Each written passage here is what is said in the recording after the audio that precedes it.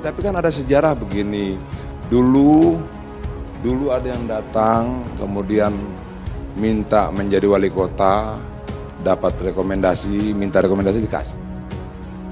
Lalu minta menjadi gubernur, minta rekomendasi dikasih lagi. Lalu minta jadi calon presiden, minta rekomendasi dikasih lagi.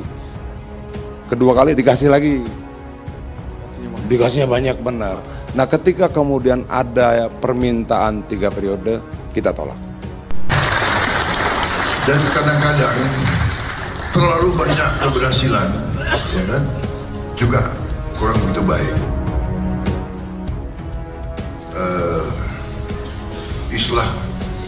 Istilah bahasa Jawanya ya, bukan saya bisa bahasa Jawa, tapi kemelinti katanya.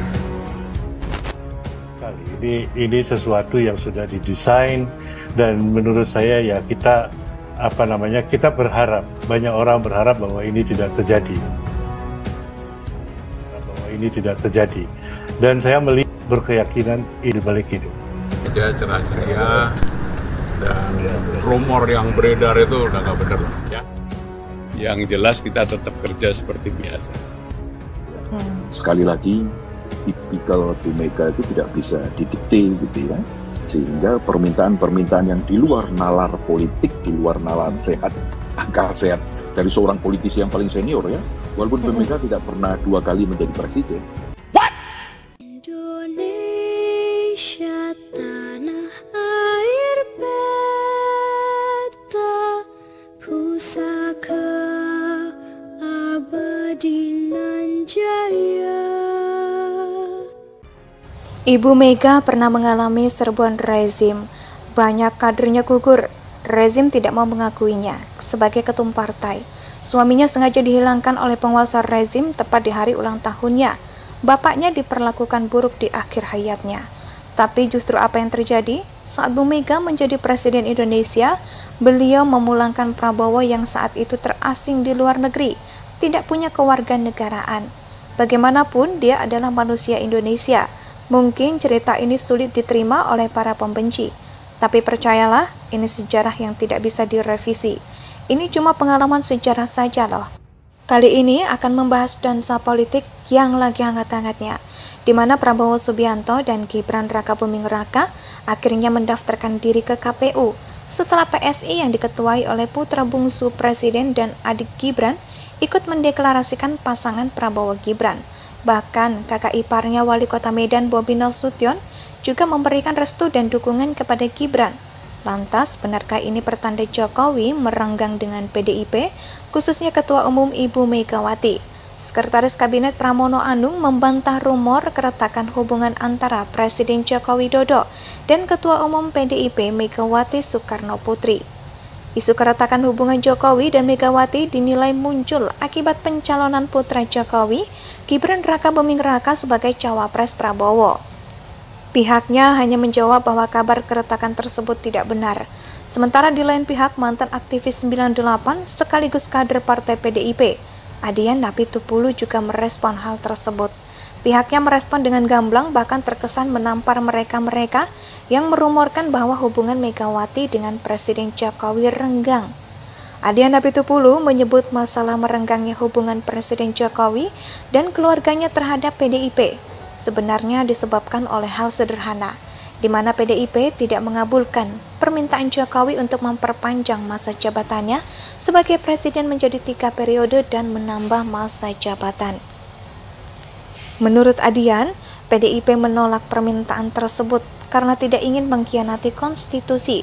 Meski mengaku ia tidak antipati terhadap Jokowi, pihaknya menyesalkan perubahan sikap Jokowi yang begitu cepat terhadap PDIP.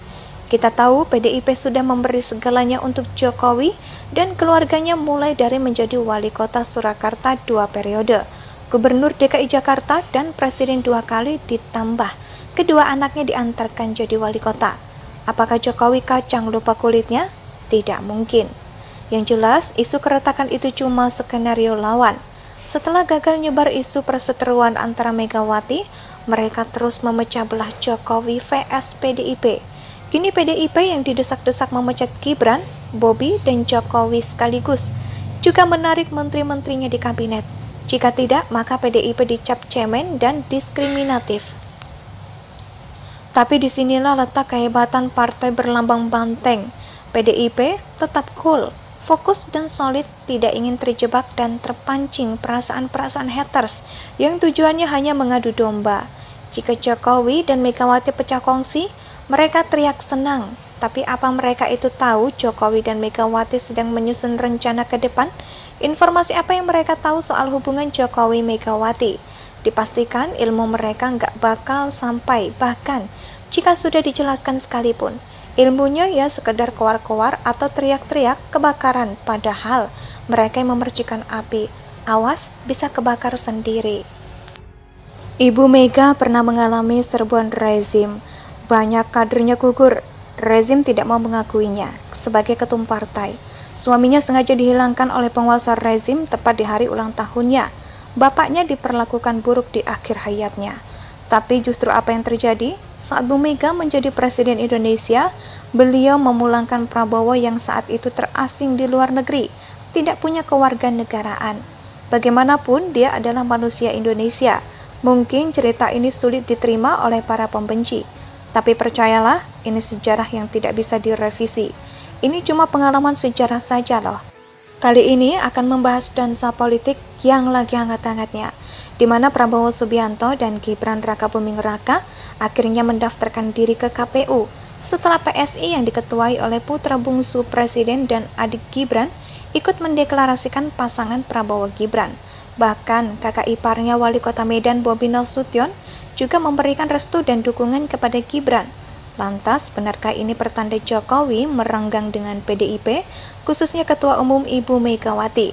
Sekretaris Kabinet Pramono Anung membantah rumor keretakan hubungan antara Presiden Joko Widodo dan Ketua Umum PDIP Megawati Soekarno Putri. Isu keretakan hubungan Jokowi dan Megawati dinilai muncul akibat pencalonan putra Jokowi, Gibran Rakabuming Raka sebagai cawapres Prabowo. Pihaknya hanya menjawab bahwa kabar keretakan tersebut tidak benar.